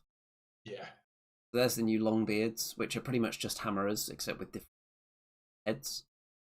Then there's the new Ironbreakers, which I've never really been a huge fan of. I would like some though. I would like some though. I much prefer the metal ones. There are the hammerers. So the new hammerers. I'm not sure. The old hammerers were never my favourites, to be honest. So I'm not totally against this unit, and this is the one I have as well. Yeah. I do quite like. They are made to be ranked up like that, aren't they? So yes, I do quite like them. These are some of the heroes of the time. So you've got a Lord on Oathstone, you've got Belagar. This is one that you have, isn't it? This one resting on the axe. Yeah, good model. We've got, there's the Ironbreakers again, the modern Ironbreakers. Got some Slayers still represented in here, including the plastic Dragon Slayer here. This is all we get for Slayers really over the years. The occasional plastic model. This one and then one in Battle for Skull Pass. Yeah, that Seraph Dragon Slayer is a terrific model, isn't it? And then they relaunched it as a white dwarf. Yeah, I didn't like that. I didn't like them reimagining that as a white dwarf. No, he could have been Gotrek, I suppose. Iron Drake's in a unit of 20. would ever do that in any edition. And this is where we've now got the plastic miners. Well, these are the worst, man. They're not as characterful. They're definitely not as nice. And I don't think miners should be uniform. I don't think miners should be a full-on military-looking unit. They should just look like they're down the mines. There's a battle going on. Right, lads, everyone out. So one of them should still have an ale in hand. And I think the old models were representative of that. I don't think these are. These just look like warriors with great weapons. That happen to be axe. Yeah. Are these the ones that are being released? Yes. These are coming back next week. That sucks so bad. Oh dear. Then we've got this massive army shot as well, featuring the new plastic organ gun and the gyrocopter. I have to say though, those gyrocopters are very nice to paint. They're brilliant. Terrible models to assemble. Yes. Fun to paint. Another army shot. So you can see a little bit of the enemy here. This is the most you get now. You don't see the old 50-50 shots anymore. And the style of photography, if you ever had a copy of Warhammer Vision, the magazine, then photography style is very reminiscent of that. Same period. And then we're finally there. Onto the Dwarven Mountain Hold's Arcane Journal. So first of all, we should say this isn't a full army book. They may well move on to doing full army books at some point soon, but that's definitely not what this is. This is just to get you playing with a bit of Dwarven flavour. So, first of all, see, there you go, nice big logo, very nice. Bit of a battle scene. So in this book, even though we're used to full colour now, in this one you do see some more white images. Oh. Look at that big ship. Yes, so talking, and look at this as well. They've put it in the Arcane Journal. Look at this giant ancestor tank golem thing. It's got wheels, it's got big hammers, it's got a big dwarven face on it. So there are two centerpieces that are currently not out there. What is that thing? So we've had confirmation that there was a dwarven tank sculpted and ready to go. Wow. But they never released it. So I don't know if it's that, but it looks like it probably be. Dwarven airship. Kind of I think cool, wouldn't it? A big tank that could be an organ gun inside it, or a flame cannon inside it. Yep, there's no reason not to have something like that in there. And airships, I don't think you're encroaching too much onto the Caradron Overlords from AOS by having a traditional airship. No, especially not if it's sort of got the kind of a Viking style to it as well. Yep, you know? So the fact they're putting this artwork into the brand new book suggests they haven't forgotten about any of this stuff. Yeah, that's massive, really, isn't it? They give you the same rundown of the different holds. I mean, that's a giant airship, like Malachi Mackinson's airship. They give you a map of the Dwarven holds in this timeline, which is obviously going to be different. The old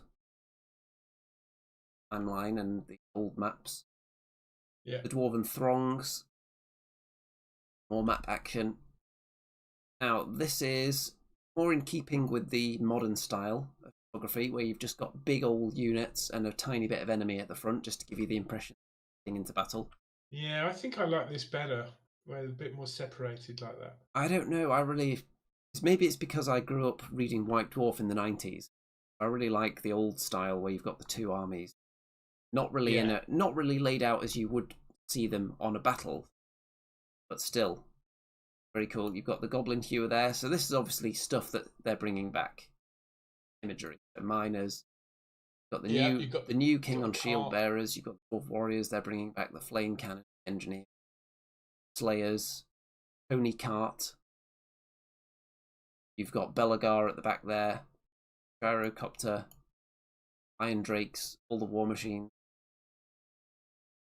So there's the new Lord on Shield Bearers. I've got mine. And you've got Doom Seekers there on the far left of that last photo. Yes, I've actually got some Doom Seekers in my hand. Yeah, right here. I'm actually doing a video on how to pin metal miniatures because of the Doom Seekers. Ah, will it need pinning? Well, I don't think they need it, but I have pinned them because I want to make them extra sturdy. I'm going to do a video on that. I've already done a video on magnetising the Lord on Shield Bearers as well, who I've got here. Yeah, I watched that. Very good, that Andy. That's very well edited. That. So hopefully that gives people a bit more of an idea, because often I'll see YouTubers out there doing these videos and think, well, I already know how to do that. What kind of a video is that? And then I'll see that it gets 88,000 views. Like, oh, that's why they've done it. But when I'm just doing these hobby things, because I've been in it so long, it's just natural for me to do it and just think, yeah, that's a normal thing, magnetizing. But there are loads of people out there that just don't do it or aren't really aware of the process. No, but you always need to buy more stuff. That's the problem. Yes. You need to buy a drill, buy tiny little magnets, because the ones I've got aren't small enough now. Yeah, it's not that much of an investment. I've done 2 Doomseekers assembled. I've pinned both of them. I was a bit concerned about the chains maybe going to be too bendy and they just snap off over time, but they actually feel pretty sturdy. So I'm fairly confident. There's the new king there. And I like this model. It feels like it was sculpted 10 years ago at the same time as the hammerers and the plastic iron breakers. Interesting. So yeah, it does. I don't know if it actually was or whether it was partly sculpted back then, but the armour is very reminiscent. Either that or they've just taken, they were sculpting it digitally, they've then taken the assets from those miniatures and then created this based on that. Because parts of the armour are definitely like the new hammerers and definitely like the iron breakers and the iron. Yeah. So if it came out that this was sculpted a long time ago and that it was only just released, I wouldn't be surprised. And there is the new Ungrim, who we can see is definitely heavily inspired by that artwork that we saw in the previous book that didn't have an accompanying model. Very nice. Yeah. And then there is the Lord on Foot. Doomseeker there next to Ungrim, who is still sold out. I'm checking on the website. Going to be making pilgrimages to Warhammer World every week or two to see if they've got him run on the shelf. So, the rules. And what's different about running one of these themed lists compared to running the standard dwarf list? So, for a start, the royal clans, the actual list itself, the things you can take are slightly different. You can't take certain units that you would have been used to taking. You can't take, for example, organ guns. You can't take cannons. But you can take bolt throwers, grudge throwers, you can take iron drakes. And core, you can take Royal Clan Warriors as your core, which are an interesting unit, which we'll see in a moment. Special, you can take bolt throwers, grudge throwers. You can take in your mercenaries Doomseekers, which are very exciting. Doomseekers with their ability to not give your opponent victory points for killing them, but they do get victory points if the Doomseekers are still alive. So you're encouraged to get them killed, because we were talking recently, one of our live streams, about how you would write rules for Slayers so that they play in the way that they should. Because you want to get your Slayers killed. That's their whole purpose in life, is to go out there and find a heroic death. But the rules didn't really back that up, and the rules for the Doomseekers now certainly do. Yeah. They also have one of the rules that we were kind of musing on, which is they have a bonus to their charge distance to get into combat faster as well. Yeah. So that's very exciting. What they actually do? Yes. See that when we get to their page in a moment. But Royal Clan special rules. So, in a turn in which they charged, so a proper full-on charge of 3 or more inches, they get +1 modifier to strength. So this is something they brought in for all dwarf units in 8th edition. They brought in, you get +1 strength on the charge for being a dwarf. Wow, that's and massive. they've given that to Royal Clan Warriors in this edition. The rest of the stuff doesn't. Royal Clan, or just the Royal Clan has it, not just the Warrior. If you take Royal Clan, you gain that rule. +1 strength on the charge, which you might think is insignificant, because when you're going to be charging with dwarves. But if you're setting up an army that the enemy doesn't want to charge, for example, if you take some of the runes on a unit of hammerers, so that the enemy doesn't get their initiative bonus and the hammerers get to swing back at initiative 4, then having something like this in your army means that there will be times the enemy doesn't want to charge you, so they'll kill the unit that's in front and then they'll avoid overrunning because they don't want to hit you, because they're not going to benefit from charging you sometimes. Interesting, they've brought something from Age of Sigmar into the old world here, haven't they, with these special rules army-wide? Yes, it's not necessarily something that you had in Warhammer before, where you would have a special like sub-faction that then gives you special rules. So I don't mind it. You can build themed armies, and it's another reason for you to expand your collection, because you can, well, I'm going to take the engineering list, so I'll need 10 engineers and then all this lot, but then I want to take the royal clan list as well, so I'll need this, this, and this. And then you can kind of take a Slayer army as well if you take Ungrim as your general. Yeah, I mean, the thing is, Andy, by the time I've painted or collected these things, the rules have all changed. And there's a new book out. Well, I don't know. I think these rules are going to be around for a while. Right. Because the dwarves are one of the first out the gate in Old World. We've only had a few armies up till now. I think you're going to be safe. And they've also shown that they're, instead of getting rid of units from Old World, as long as you're in one of the factions that isn't a legacy faction, then they're actually bringing old units back that we haven't seen for a while, like the Doom Seekers and the Goblin Hewer. So I think the Old World is telling us that actually your models are going to be supported for a while. So you can take extra points spent on runes as well, on Royal Clan. The Dwarven Expeditionary Engineering Force. So you can take engineers as your characters. You can't take lords. You can't take rune lords. You can't take kings. But you can take gyrocopters, scout gyrocopters as core. Special, you can take gyrocopters and war machines. Take Goblin Hewer in this list. You can take organ guns and flame cannons, bolt throwers, grudge throwers, cannons. Take lots of engineering related stuff in this list. And the special rules, so you can have a unit of Thunderers that gives them Expeditionary Marksmen. They don't take a negative to hit modifier for moving and shooting, which is cool. You can also take a particular engineer hero that you can put in a unit that means they don't get negative modifiers for shooting at long range. Wow. So you can combo that quite nicely to get quite an interesting unit of Thunderers here that can be moving around and still firing to their full potential. Yeah, it's huge. And writing your list, you may reduce the toughness characteristic of any of the following war machines by 1, and that means that they can then move and shoot, so they lose the move or shoot special. Cannon, organ guns, flame cannon.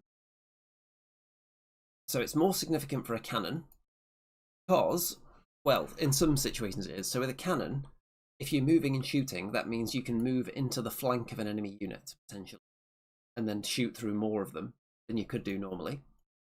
If you're moving and shooting with an organ gun, the downside is that you're going to be -1 to hit for movement. Shoot with ballistic skill with an organ gun. On the plus side, there will be times where the enemy is outside of range of an organ gun, and you can just move up and get an extra turn of shooting. So I do quite like this. War machines are still going to be high toughness. They will be slightly open to being hit by enemy artillery, but you can entrench war machines as well with certain engineers that you can mitigate that. So it seems really interesting. You can also have a subterranean ambush with units of miners that you put up in the middle of the table next to a mine marker instead of coming from the edge. My issue with miners has always been you bring them in from the edge of the table, the enemy just moves away, and it's like, oh, we're standing here, we're really far away, what are we doing exactly? Doesn't make sense, does it? They can't do anything. Yeah. If the enemy are really static and shooty, you still have to come in and not be able to charge in the first turn they drop in, and the enemy can just turn around and shoot them. And yeah, it's not ideal. The enemy just move away from them in my experience. But being able to come down in the middle of the table, suddenly, miners are interesting again, I think. You can then Ungrim. So he allows you to take Slayers as core, 1 unit of Slayers as core. You can also take Doom Seekers as special choices. That means you're not taking Doom Seekers as mercenaries, and there are rules about mercenaries not being very reliable. So that's quite important if you want to take Doom Seekers, having him, big deal. He's got loads of special rules though. He always wounds on a 4, at least a 4+, regardless of enemy toughness. He has his armor value improved by 2, having his Slayer Crown, and has a 5+ ward save. Got an axe that has strength +2, AP 3, magical attacks with Monster Slayer. So he's really good at taking monsters. Got strength 4, so we'll be up to strength 6, I think there. Yep, AP 3. 3 wounds. Toughness 6, so that's significant. Weapon skill 9. Weapon skill 9. He's terrific. And most kind of units you're going to be fighting, you're going to be hitting with that weapon skill 9. That's very rare in this game that you see weapon skill that high. Then, what else have we got here? Burlock Damison, so we've got an engineer. And so, during deployment, entrench a single non-character model. Troop type is War Machine. And a unit of Thunderers or Quarrelers. You entrench them so they're behind cover, and they're defending a low linear obstacle. So that's really cool. That's just slightly better than the usual engineer's entrenchment do, because you also do it on a unit of Quarrelers and Thunderers. And range finding, so this is the guy where if you put him in the unit, let's see, here we go, they don't suffer -1 to hit for shooting at long range if you put Burlock Damison.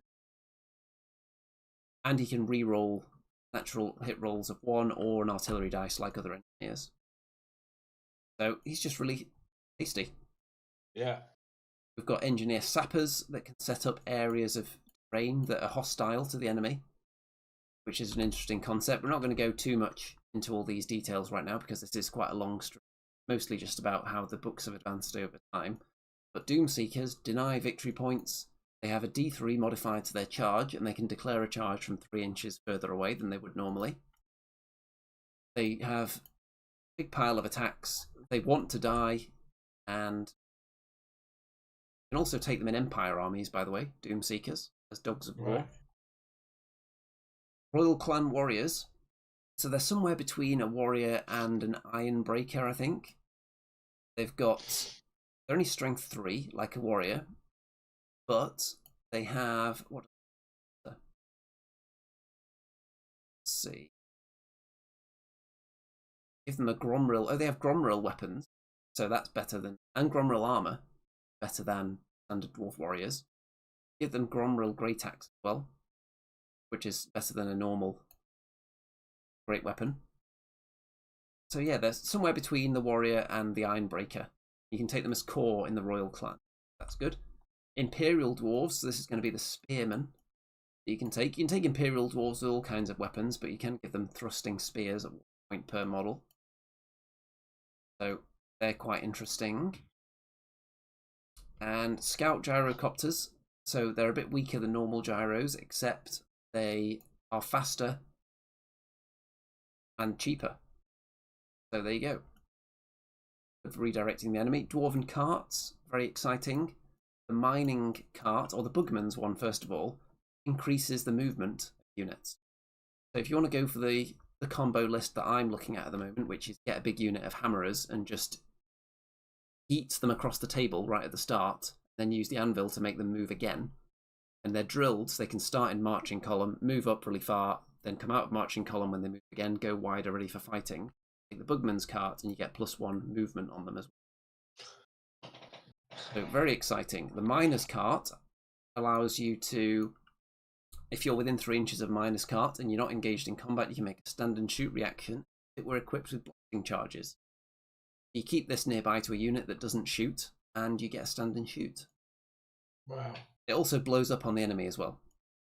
It'd be good if you destroy the Bugman's car, then the whole army gets -1 leadership or something. Why are you trying to put negative rules in here? That's classic Remington, that is. We've got the Goblin Hewer, which is a really interesting weapon, actually, because you can put runes on it. You can't put runes on an organ gun, but you can put them on a Goblin Hewer. And if you're taking a Dwarven Mountain Hold's Grand Army that includes 1 or more Slayers of Legend, then you can include 1 Goblin Hewer per 1,000 points rare choice instead of a mercenary. Runic Tattoos, this is what you've been asking for. So, runic tattoos that give a Slayer, a Demon or Dragon Slayer, the same rules that the Doomseeker has. So that you want to kill it. If the enemy kills it, they don't score victory points for it. They only score victory points if they leave it alive. So that's really exciting. Because you can build a significant portion of your list there that the enemy does not want to kill, otherwise they're going to struggle to score. If you throw them right into the enemy's face, and they know how Slayers should work, and they've written rules that match that. So I'm very pleased with how they've... Obviously, you couldn't do that with the entire army because it would totally break the game. But putting it on Doomseekers and giving you the option to put it on one of your players as well. And it's the Rune of Dishonored, it's not a master rune. So, once a model with the runic tattoo. So can you put that on multiple? Yeah, because it's not a master rune, so I guess you could. You would have to make different rune combos with it though, but you can have some inexpensive runes tied up with it. Perhaps. It depends how many runes they're allowed to take. If they're only allowed 50, then you'd only be allowed that. Able to double it up because you can't duplicate rune combos. Armando says it's very expensive and can be good at eliminating big units given a lot of luck. Yes, the Goblin Hewer I think he's talking about there. It is expensive, especially if you rune it up, which you will have to stop it blowing up in my opinion. So yeah, you can have lots of Slayers that aren't scoring unless they stay alive at the end of the game, the enemy. That's very exciting. Yeah. You've got other just standard 2s that allow you to get +1 attack and +1's toughness, that kind of thing. Got Rune of the Reckless, which is +1 to hit rolls, but the enemy also get +1 to hit against you as well, which is fun. Engineer weapon runes. Okay, so this is where people think there's something very exciting coming. The reason that the Engineers pack has been selling well, I think. So, have runes that let your Engineer, for example, hit with more shots, more accurate, no negative to hit modifiers at all. You can have an Engineering Master Rune of Slaying, so it has multiple wounds D3 special rule for taking out monsters nicely, and always wounds on a 3+ regardless of toughness. So an Engineer with a handgun just pew, pew, wounding on 3s and D3 wounds dished out. Wow. Rune of Piercing, so it fires like a bolt thrower and +1 to its strength. Rune of Concussive Force, so if you hit an enemy with it, they gain stupidity, which is great. Certain units would really be terrified of that. What, for the rest of the game? Just until the next turn. But you still have to be stupid for a turn. Which is, if you can put that on a unit that has low leadership, that's really funny. Magical attacks for 5 points, so you can shoot at ethereal units. Good as well, just 5 points. And then just a small little shot here of it marching out to war. And that's the last picture. So, nice. Giving us some of the thematic, exciting runes that you would want to make the Engineers and the Slayers playable. What we want. And you can definitely do that now. Especially if you take Ungrim, or General, and you can take a unit of Players as core as well. Which is one of the issues before, because they were competing for special slots. And special, get a lot of cool stuff in the Slayer special section. So I really like this book. Obviously, it's not a full army book. So the ones we were looking at first, way more information, way more flavour. If you can get your hands, even if you just have to go online and find PDFs of the old book, the earlier the better, as far as I'm concerned. You get a lot of flavour in there, and things like the dwarven vocabulary that you don't get in the model. Yeah. Really old books I like a lot. This one though, I think it's a good sign the way the old world's going. Lots of flavour in the rules, and that's what we want. And you can actually field units that we thought were going to be total garbage, just based on the original Forces of Fantasy book. How do you feel then? Goblin Hewers are back, Doomseekers are back. Yeah, I just need to freeze time and get a good month worth of painting in. Yes. I haven't been able to do that much painting the last week, even though I've been off work because I've had a knee operation. I haven't been able to paint that much because it wasn't comfortable to actually sit in a chair. So I was in bed for about almost a week, and I ordered a footstool so I could sit at the desk with my leg up on the footstool. But that still wasn't very comfortable for painting because you have to get right in there, desk, and like rest my hand on the edge of the desk. So it hasn't been that comfortable painting. I've made a start on painting Bugman's cart there. See, I've got a bit of brown on it. Nice. So we're due to have a game next week. I'm hoping that I'm going to have Bugman's cart and my Lord on Shield Bearers done by then. I don't know if I'll have my dwarves ready, so you might have to face the wrath of my wood elves. Well, I'll take that challenge head on. Because they are quite a challenge, actually, for dwarves. And dance around quite well. Got poison attacks. There's lots of skirmishers who are harder to shoot at. I think that'll be a fun game. I'll do my best to do that. Now, as our loyal fans, maybe you could do your best to just give this video a thumbs up. If you like Andy's content, he works really hard and puts this out. I'm here just taking the glory alongside Andy, but really he's doing all the work. So give a bit of love and spread this around. Indeed. And we've got a comment. Armando says, when can we expect to have bat reps with expeditions or royal clans? Well, if I can get a list put together for either one of those, I'll be using one of them next week in the game against Rem. And generally, most weeks I'll be playing Old World at the game club Thursday evening. I should be able to test those out. This week I'm going to be playing Age of Sigmar at the game club, so it'll be Age of Sigmar battle reports on Friday.